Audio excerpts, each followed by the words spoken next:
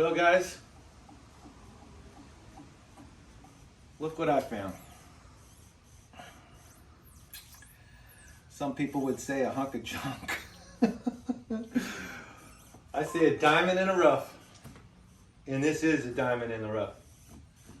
This is a 1984 Honda CR250R.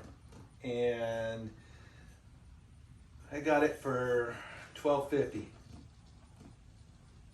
And it needs some TLC. But everything is original. Everything is there. The fenders, the number plates, the fuel tank, the radiator shrouds, all original. I've looked at them all. And it has compression. It turns over. It has really good compression. I'll show you the other side of the bike in a little bit. But I mean, it's rough. The forks, obviously, they have no fluid in them. Leaking seals, so the suspension, same with the rear. It needs to be taken apart and gone through. There is no front brake. The cable's missing. The master cylinder is off some street bike with a mirror mount.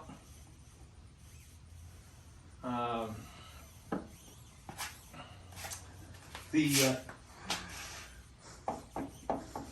steering stem bearing is a little bit, at the very least, loose, if not shot.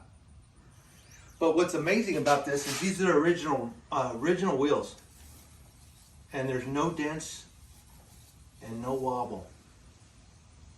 Same with the rear. But I've got a lot of play in the swing arm and the rear wheel axle bearings. Nothing that some bearings can't fix. This was the first year of the ATAC power valve. And they only had that for 2 years. They had it on the 85 as well. And I actually raced the 85 myself for a couple of years.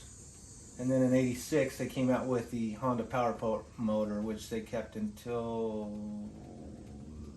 I forget, mid-90s, mid to late 90s. I think 95 and 96. Anyways, but all there.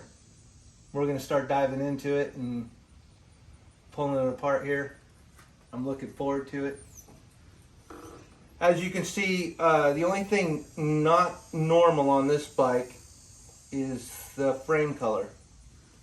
It's black. And they all used to be red. So someone has powder coated it or painted it at the very least at some point.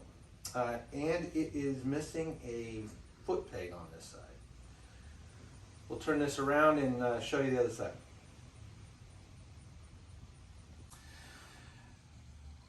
So here it is, the other side. I'm just amazed by this bike. It's so cool. When I got it, it didn't have bolts for the mount, the seat mount. It's missing a motor mount bolt down here. The upper head stay mount it has 3 bolts. One's missing, 2 are missing nuts. The shock bolt, lower shock mount bolt's either not in all the way or it's missing a nut. Well, it's at least missing a nut. I can't tell from the other side yet. I gotta, when I dive into that, I'll look at that. And then the obvious damage here, besides missing a foot peg, and those are kind of hard to find. If I can't, I'll have to go with an aftermarket wider one, which is a better peg, but I was kind of hoping to leave most of this stock. This pipe's dented, but it's been cut and re-welded here, and has caused, they did a poor job of it, and it's got a gap at the exhaust manifold and it's leaking. So I know DG makes pipes for these. They actually have them in stock. The biggest problem with these bikes is the magnesium side case cover, and as you can see, someone's put a hole in this one and someone's done a repair. And then who knows what's going on in here. That's like where they get corroded and it gets bad. Now I've heard some people doing Devon epoxy rework. We'll see. And then I found a guy over in Australia that actually cast these out of aluminum, brand new, which I thought is kind of interesting. But he's a little pricey. He wants $460 Canadian or Australian money for that. I don't know how that transfers over to American, but I'm sure it's probably close to that.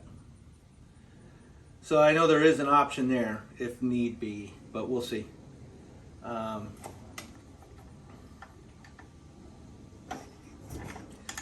As you can see, like I said, it's got excellent slip right there, but it has excellent compression.